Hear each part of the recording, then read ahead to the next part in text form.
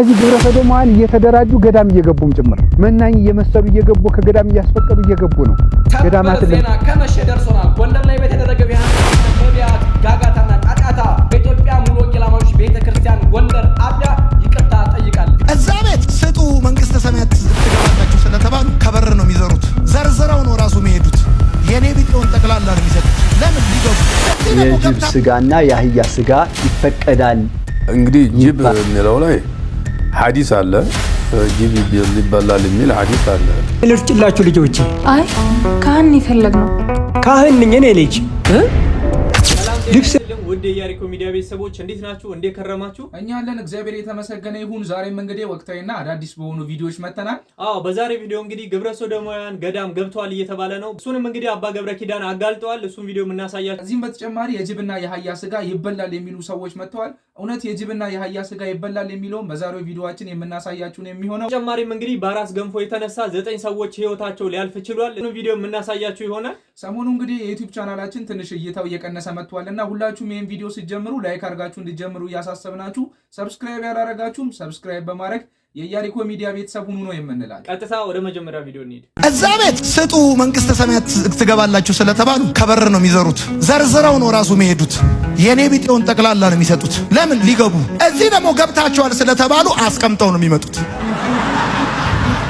ባጭር አማርኛ ድኛለሁ። አዎ በጸጋ ድኛለሁ። ጸጋው የሚገባኝን ሳይሆን የማይገባኝን እኮ ነው የሰጠኝ። የሚገባኝ ሞት ነበር፣ ህይወት ሰጠኝ። ይሄንን ፍቅር ጸጋ ተቀብዬ ሳበቃ ወደ እናንተ ስዞር አሁን አክሽን የፍቅር ውጤት ነው እንጂ ሽጉጥ ተደቅኖብህ አይደለም። እንግዲህ እንደተመለከታችሁት ነው ዮናታን እንግዲህ እኛ ኦርቶዶክሳውያን እጅግ በጣም በግድ ተገደን ምጽዋትን እንደምናደርግና ሽጉጥ ተደቅኖባቸው እያለን ነው። ነገር ግን እኛ የወንጌልን ትእዛዝ ነው እንጂ እየፈጸምን ያለ ነው። ማንም አስገድዶን አይደለም። እግዚአብሔር አምላካችን የነጻነት አምላክ ነው። እኛም ነጻነታችንን ተጠቅመን ነው የምናደርገው ማለት ነው። ጌታችንም እንግዲህ በመንግስቱ በሚመጣ ጊዜ ብራብ አብልታችሁኛል፣ ብጠማ አጠጥታችሁኛል ብሎ የሚጠይቀንን ያንን የወንጌል ቃል ነው እየፈጸምን ያለ ነው ማለት ነው። እኛም እንግዲህ ምጽዋትን ስናደርግ እንግዲህ በስውር የሚያየን አባታችን እንግዲህ በግልጽ እንደሚከፍለን አምነን ነው እንጂ ዮናታን እንደሚለው በግድ እንግዲህ ሰው አስገድዶን ወይም ደግሞ ማንም ሰው ተጭኖን እንዳልሆነ ልነግረው እንወዳለን። ከዚህ በመቀጠል ደግሞ ዮናታንን በሰማንበት መጋቢ ሐዲስ እሸቱ እጅግ በጣም አስገራሚ ንግግር አድርጓል። የእሳቸው ንግግር አዳምጠን እንመለስ።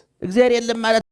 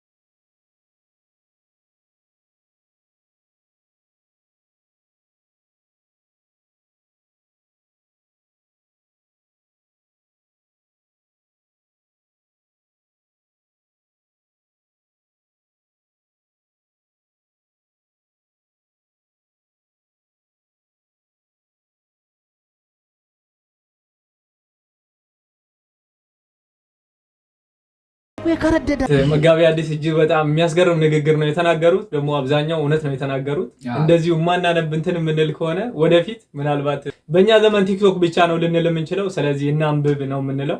በእውነት እንግዲህ በቀልድ መልክ ትላልቅ መልእክቶችን አስተላልፈውልናል። በድጋሚ ቃልዮት ያሰማልን ነው የምንለው።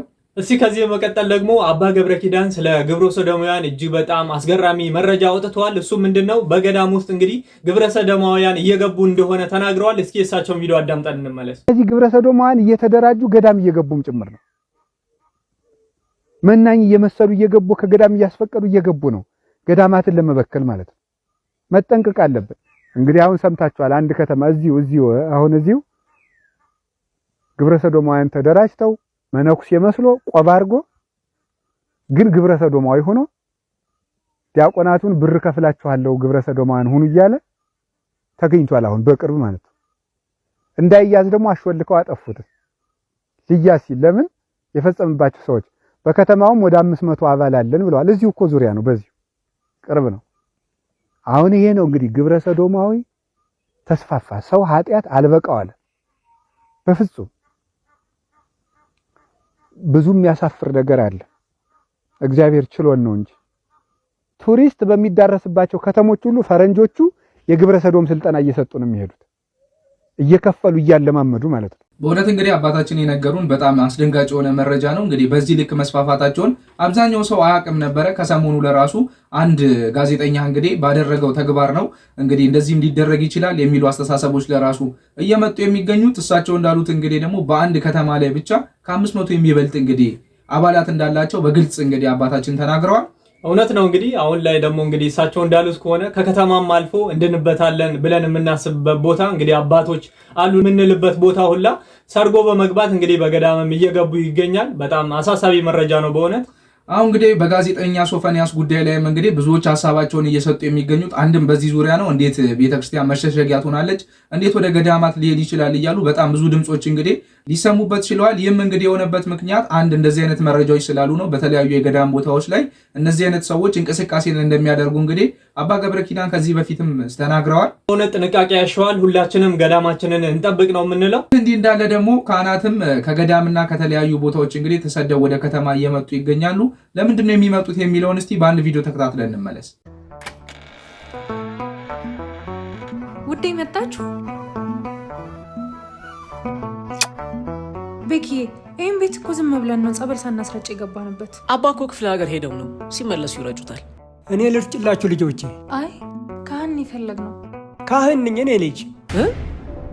ልብሴንም እኮ ይዤ ነው የሚዞረው። ሰዎች በክህነት ልብሴ ካዩም ስለሚከብዳቸው ላያሰሩኝ ይችላሉ ብዬ ነው እንጂ ይህን የለበስኩት ካህን ነኝ። ከየት ነው የመጡት? ከ5ኛ ተክለ ሃይማኖት አንድነት ገዳም። ስሙ አዲስ ሆነብኝ። የቆየ ገዳም ነው ልጄ።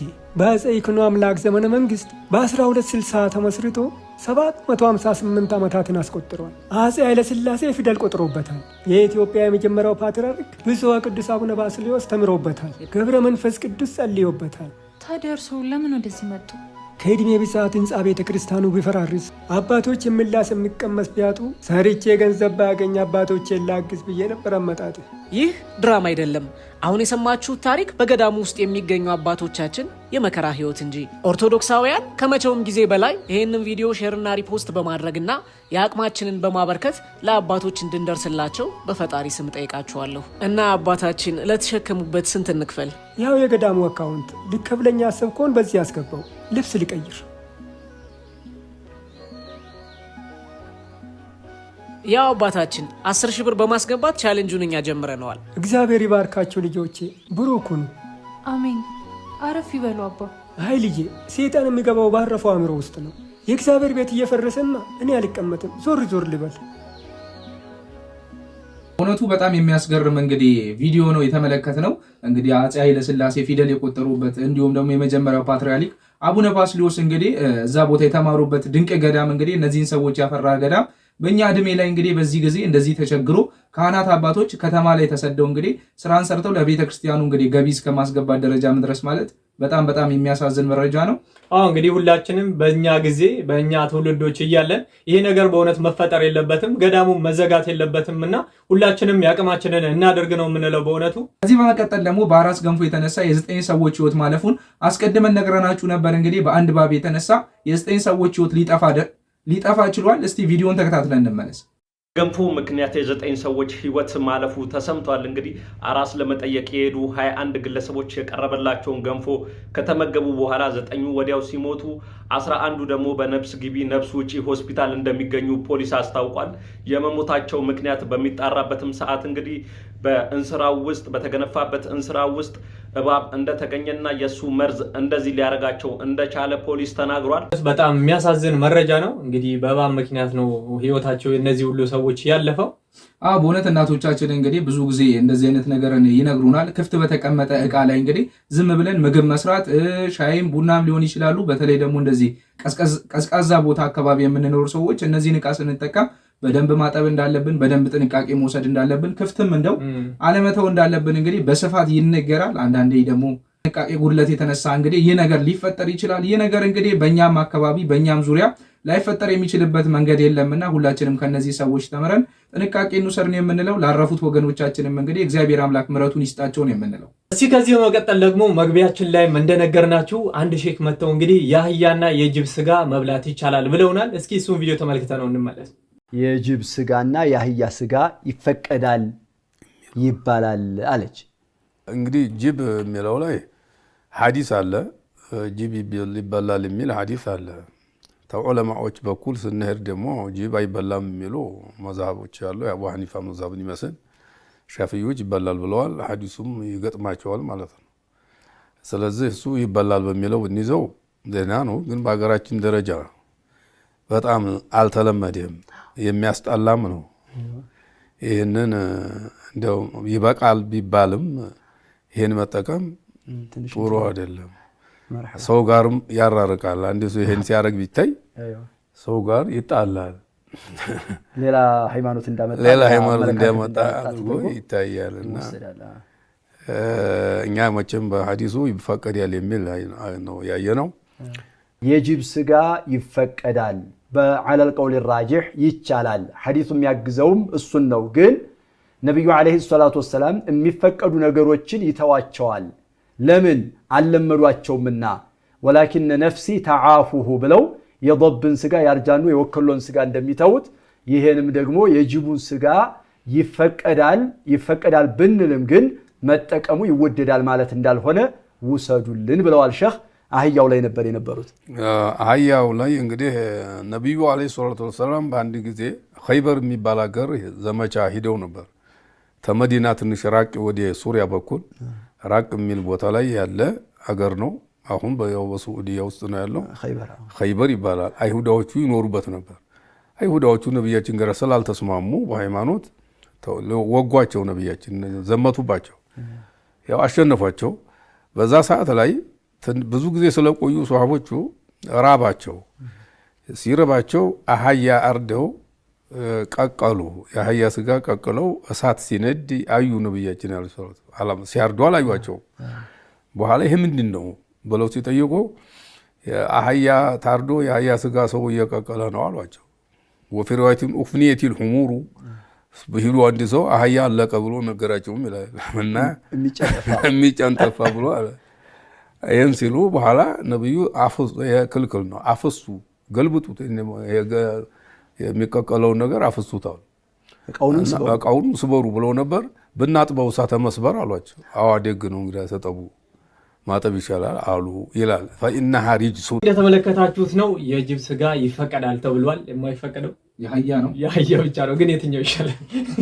ያው እንግዲህ የጅቡም ስጋ ይፈቀዳል። ግን ያው ከአኗኗር አንጻር ከማህበረሰብ ከእስቲት ከሚባሉት ነገሮች አንጻር በእስልምና እምነት ዘንድ እንግዲህ እነዚህ ነገሮች ብዙም ከኛ ማህበረሰብ አንጻርም ሊያገሉ እንደሚችሉ ሁላ ተናግረዋል ሰውየው። ከእስልምና እምነት እንግዲህ የጅቡ ስጋ እንደሚፈቀድ ነገር ግን ከማህበራዊ እሴቶች አንጻር እንደማይበሉ ተናግረዋል። በጣም ከባድ ነው። ግን እኔ ሙስሊም ሆኖ እስካሁን ድረስ የጅብ ስጋ ይበላል ያለኝ ጓደኛም የለም። እንደዚህም ሰምቼ አላውቅም። ለመጀመሪያ ጊዜ ነው። ለማንኛውም እኛ የሚያመጣ ነው ፈቀዱ ራሱ ይሆናል ብለህ ማሰብ በጣም ከባድ ነው። በተለይ ያው አብዛኛው ሙስሊም ከክርስቲያን ጋር ተቀላቅሎ ስለሚኖር በጣም ክርስቲያኑ ይደነግጣል እንደዚህ አይነት ነገሮችን ሲሰማ። ሀገራችን ላይ ይህን ነገር እያወራን ያለ ነው ከእስልምናው አንጻር ነው እንጂ በእኛ በኦርቶዶክስ ዘንድ እንደዚህ አይነት ነገሮች በጭራሽ አይቻሉ። በጣም ከመጽሐፍ ቅዱስ ተቃራኒ የሆኑ ሐሳቦች ናቸው። ኢየሱስ ሲሉ ይቀናሉ ከሚሉ ለምን እነሱ ከወደዱት መድኃኒታችን ብለው አይጨምሩለት? ኢየሱስ ብለው ስንናገር ይበሽቃሉ ከሚሉ መጽሐፈ ሰዓታትን ለምን ገብቶ ያነቡ? ኢየሱስ ክርስቶስ ጦመ ስም ሲባል የት ነበሩ? ስለጠላ ነው እኛ ኢየሱስ የሚሉ ይሄ ከፕሮቴስታንት የተቀዳ በቀራንዮ አደባባይ ላይ የተሰቀለን አንድ የሰማይና የምድር ንጉስ ክብሩን በማይመጥን መልኩ እንዲህ ያንጠለጠሉ መጥራት ይሄ ስህተት ነው። እና ይሄን ስትል ደግሞ ይሏል አንዳንዶቹ በተለይ በሌላ የቤተ ምንፍቅና ያሉ ይሄው ጠሉት ይላል። የወደደማ ያከብራል። እስቲ ማን ነው አገር የሚመራን መሪ ያለ ማዕረጉ ደፍሮ የሚጠራ? ስለወደድን መሰለኝ አምላካችን ጌታችን ኢየሱስ ክርስቶስ ያለ። እንደውም እናንተማ ምን ያህል ብሩካን ናችሁ፣ የመሲሁን ስም እኮ አከበራችሁት፣ የመሲሁን ስም እኮ ከፍ ከፍ አረጋችሁት ብለው ሊያከብሩ ሊወዱ ይገባ ነበር። እንደነዚህ አይነቱ ለክርስቶስ ስም ጠበቃ እየመሰሉ ኢየሱስ እያሉ እየጮሁ ግን ኢየሱስ የሚሉትን አክብረው የሚጠሩትን የሚነቅፉ ሰዎች ለኔ እንደ ይሁዳ ናቸው። በእውነት ቃሉትን ያሰማልን ለመምህራችን። እውነት ነው። እኛ እንግዲህ ጌታችን መድኃኒታችን ኢየሱስ ክርስቶስ ብለን ከፊት ለፊት ብዙ የክብር ስሞችን ጨን የምንናገረው በእውነትም ለጌታችን ክብር ስላለን አምላካችን ስለሆነ ነው። ቤተክርስቲያናችን ስም ከማንምና ከምንም በላይ አክብራ እንዲሁም ደግሞ ከፍ አድርጋ ነው የምትጠራው። እንግዲህ ፓስተር ቸሬ በአንድ ፕሮግራም ላይ ሲያወራ አስተውለ ከሆነ እንግዲህ የፕሮቴስታንት አስተማሪ ነው። ብዙ ጊዜ የፕሮቴስታንት እምነት ተከታዮች ኦርቶዶክስ ቤተክርስቲያን ኢየሱስ ክርስቶስን አትሰብክም አታቅም ትላላችሁ። ግን እናንተ ራሱ እስቲ የት አለ አንድ ቸርች እንኳን በኢየሱስ ክርስቶስ ስም የሚሰየም? ሁላችሁም መድኃኔዓለም ቤተክርስቲያን አማኑኤል ቤተክርስቲያን የምናውቀው በኦርቶዶክስ ዘንድ ነው። በተለይ ደግሞ ኢየሱስን አታቅም የምትሉት መድኃኔዓለም ማን ነው አማኑኤል ማን ነው እያለ እየተናገረ ነበርና አሁንም ለእናንተም እንግዲህ የምታዳምጡ ከሆነ ፕሮቴስታንቶች እኛ ጋር ክርስቶስ ጎልቶ ነው ያለው እንጂ ተሸፋፍኖ ተደብቆ አይደለም። ክርስቶስንም የሚሸፍን ምንም አይነት ኃይል የለም በቤተ ክርስቲያን ውስጥ ማለት ነው። ከዚህ በመቀጠል ደግሞ ሰሞኑ በጎንደር እንግዲህ በጣም አነጋጋሪ የሆነ ቪዲዮ ተለቆ ነበረ። እንግዲህ አንድ ሐዋርያ ወደ ጎንደር አቅንቶ የማይሆኑ ልምምዶችን በዛ ቦታ ላይ እያደረገ እንደነበረ እንዲሁም አጋንንት አስወጣው እያለ እንግዲህ በጣም የሚያስደንቁ ቪዲዮዎችን ሁላ ሲያጋራ እንደነበር ተመልክተናል። በዚህ ዙሪያ እንግዲህ የኢትዮጵያ ሙሉ ወንጌል ቤተክርስቲያን የይቅርታ ደብዳቤን ጽፋለች። እስቲ እሱን ቪዲዮ ተከታትለን እንመለስ። ሰበር ዜና ከመሸ ደርሶናል። ጎንደር ላይ በተደረገው የሐሰተኛ ነቢያት ጋጋታና ጫጫታ እንዲሁም ደግሞ ህዝባችን ላይ በተደረገው ቀልድ የኢትዮጵያ ሙሉ ወንጌል አማኞች ቤተክርስቲያን ጎንደር አጥቢያ ይቅርታ ጠይቃለች። ቪዲዮውን ተመልክተን እንመለስ። ጎንደር ላይ የተካሄደውን ድርጊት በጎንደር የሚሰራ ድግምት የጨለማ ስራ ውጣ ካለበት ውጣ በጌታ በኢየሱስ ስም። መተት፣ ሟርት፣ የጨለማ አሰራር፣ የበሽታ አሰራር፣ የሟርት ስራ ውጣ ካለበት ቦታ ደብተራ ተወስዶ ነው የተሰራው። ችግላቴና ውጡ በጌታ በኢየሱስ። እንደሰማችሁት የኢትዮጵያ ሙሉ ወንጌል አማኞች ቤተክርስቲያን ሰሜን ምዕራብ አጥቢያ ወይም ደግሞ አዘዞ አጥቢያ ለኢትዮጵያ ኦርቶዶክስ ቤተክርስቲያን ምዕመናን ይቅርታ ጠይቃለች። መረጃው ከመሸ ነው የደረሰን። እሱን ደግሞ አነብላችኋለሁ፣ ስክሪን ላይ ያሳያችኋለሁ ማለት ነው። እንደዚህ ይላል። ለኢትዮጵያ ኦርቶዶክስ ቤተክርስቲያን እምነት ተከታዮች ወንድሞችና እህቶች በሙሉ ጉዳዩ ይቅርታም ይመለከታል። የጎንደር ሙሉ ወንጌል አማኞች በህብረት በየዓመቱ መንፈሳዊ ፕሮግራም እንደሚያደርግ ይታወቃል። ይሁን እንጂ በዚህ ዓመት ማለትም ህዳር 26 2018 ዓመተ ምህረት የተደረገው ፕሮግራም ከባለፈው የተለየ እና ከኢትዮጵያዊነትም ሆነ ከጎንደሬነት ባህል ያፈነገጠ እና በተለይም የኦርቶዶክስ እምነት ተከታይ ወንድሞችና እህቶችን በእጅጉ ያሳዘነ በመሆኑ ይህን አይነት ስህተት ከዚህ በፊትም አላደረግንም፣ ከዚህ በኋላም አናደርግም። አሁን በተፈጠረው ስህተት ግን ከልብ ይቅርታ እንጠይቃለን። እግዚአብሔር ኢትዮጵያን ይባርክ። የኢትዮጵያ ሙሉ ወንጌል አማኞች ቤተክርስቲያን ተመለከታችሁት ነው። የኢትዮጵያ ወንጌላዊት ቤተክርስቲያን እንደዚህ አይነት መግለጫ አውጥታለች። እዛም እንግዲህ ኦርቶዶክሳውያንን የሚነካ ነገሮችን በመናገራችን ይቅርታ እንጠይቃለን፣ ካሁን በኋላ እንደዚህ አይነት ነገሮች አይደገሙም ብለዋል ማለት ነው። ሊደነቅና ሊበረታታ የሚገባ ተግባር ነው እንላለን። እስቲ ከዚህ በመቀጠል ደግሞ እንግዲህ 2000 ዓመት ሙሉ አንድ ነገር እየተነገረን ቆይተናል። መንግስተ ሰማያት ቀርባለችና ንስሐ ግቡ ነው። እንግዲህ መንግስተ ሰማያት ከቀረበች 2000 ዓመት ማለት እንግዲህ በጣም ትልቅ ዘመን ነው የሚሉ ሰዎች አሉ እና ይህ ነገር ትንሽ ግራ ያጋባል። እስቲ ከመምህራን አንደበት ተመልክተን ነው እንመለስ። 2000 ዓመት ሙሉ የተሰበከ አንድ ስብከት አለ። መንግስተ ሰማያት ቀርባለችና ንስሐ ግቡ የሚል ሰው ግን መንግስተ ሰማያት አልመጣችም እነ ዮሐንስ ተሳስተው ነው የሚል ጥያቄ ጠይቁ ሰዎች አሉ።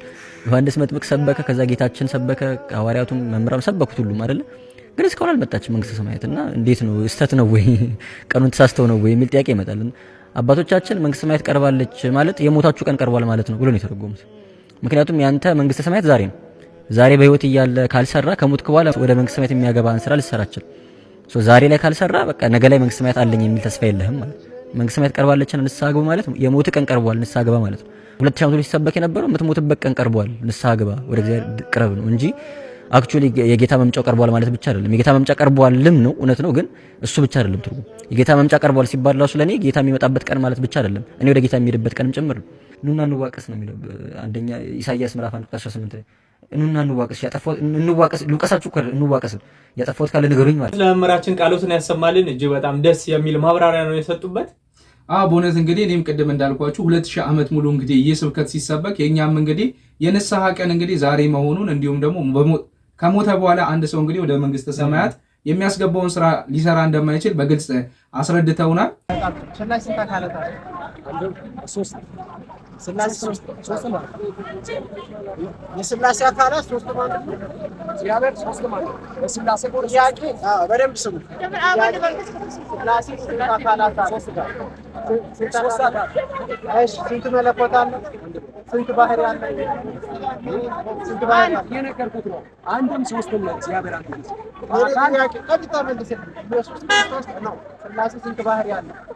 የነገርኩት አይደለም። ስንት ባህሪ አለ? የመለኮት አንድ ነው። የኔ ጥያቄ ስላሴ ስንት ባህሪ አለው? አማርኛ አይደለም እየነገርኩት ያለ እኮ ስንት ባህሪ አለ? አንድ ሶስት ባህሪ አለ። ሶስት ወይስ አንድ? አንድ ባህሪ ነው ያለው። እሺ ስንት ፍቃድ አለ? አንድ ፍቃድ ሶስቱም የራሳቸው ፍቃድ። እሷ ደግሞ ስለሷ ሰው ከነጋ አይደለም የምታወራው። የትኞቹ ናቸው? የትኛውን ጌታ አምላካቸው አንድ መሆን አለበት። አንተ ሶስት ፍቃድ፣ እሷ አንድ ፍቃድ። እንደተመለከታችሁት ነው። በፕሮቴስታንቱ ዘንድ አንድ እንግዲህ አንድ ላይ ነው ሊሰብኩ የወጡት። ነገር ግን አስተምሯቸው የተለያየ ነው። እሷ አንድ ትላለች፣ እሷ አንድ ነው። እሷ አንድ ፍቃድ፣ እሱ ደግሞ ሶስት። እንግዲህ ይሄ የማን ተማሪ ነው? የኤፍሬም ባለጊዜው ተማሪ ነው። ስላሴን ከሱ እግር ስር ነው ቁጭ ብሎ ነው እንግዲህ የተማረው የስላሴን ትምህርት። በእኛ ቤተክርስቲያን አስተምሮ እንግዲህ ስላሴ በመለኮት በባህሪ እንዲሁም በፍቃድ አንድ እንደሆኑ በግልጽ ታስተምረናለች። እንግዲህ ሶስት ፍቃድ የሚለው የተሳሳተ አስተምረው ነው። ሶስት ፍቃድ ከሆነ ሶስት የተለያየ አምላክ ነው የምንለው ማለት ነው። አንድ አምላክ የሚለውን ነገር ያበላሻል። ስለዚህ አንድ ነው የምንለው ማለት ነው። እስቲ ከዚህ በመቀጠል ደግሞ ከሰሞኑ ሶሻል ሚዲያ ላይ ሲዘዋወር አንድ ድንቅ የሆነ ቪዲዮ አለ። አንድ ካህን እንግዲህ ክህነትን ሲቀበል ሲያለቅስ ነበረ። የእሱን ቪዲዮ እንግዲህ በጣም በብዙዎች ዘንድ መነጋገሪያ ነበር። እስቲ ቪዲዮን ተከታትለን እንመለስ።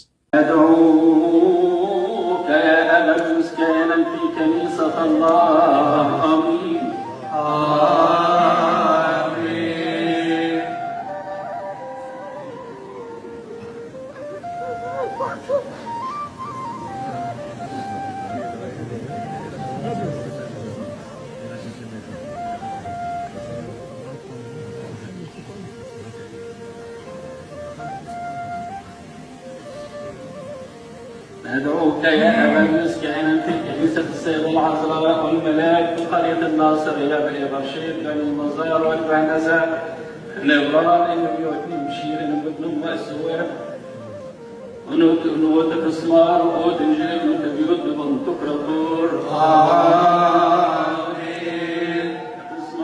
እንግዲህ እንደተመለከታችሁት ነው። እኚህ ካህን እንግዲህ ክህነት ሲቀበሉ እጅግ በጣም እያለቀሱ እየተንሰቀሰቁ ነበረ ክህነቱን እየተቀበሉ የነበሩት። እንግዲህ እውነት ነው፣ በጣም ክህነት ማለት ኃላፊነት ነው፣ እረኝነት ነውና ብዙ ኃላፊነት ስለሚጠበቅባቸው እንግዲህ ይህን ኃላፊነት ምናልባት እኔ ብቁ ነኝ ወይ ብለው እየጠየቁ ሊሆን ይችላልና እና ክህነት በጣም ኃላፊነት የሚያስፈልገው ነገር ስለሆነ በእውነት በጣም የሚያስገርም ቪዲዮ ነው። ለዛሬ የነበሩን ቪዲዮዎች እንግዲህ እነዚህን ይመሳሰላሉ። ይህን ቪዲዮ እስከ መጨረሻ ድረስ ተከታትላችሁ ሰብስክራይብ ያላረጋችሁ ሰብስክራይብ እንድታደርጉ እንጠይቃችኋለን። ይህን ቪዲዮ ደግሞ እስካሁን ተመልክታችሁ ላይክ ያላረጋችሁም ካላችሁ ሜቢ ከዘነጋችሁት ላይክ እንድታደርጉ ነው የምንነግራችሁ። ሐሳብ አስተያየታችሁን በኮሜንት ሴክሽኑ ላይ አስቀምጡልን። ቀጣይ በሌሎች አስተማሪና ወቅታዊ በሆኑ ቪዲዮዎች እስከምንገናኝ ድረስ ቸር ሰንብቱ።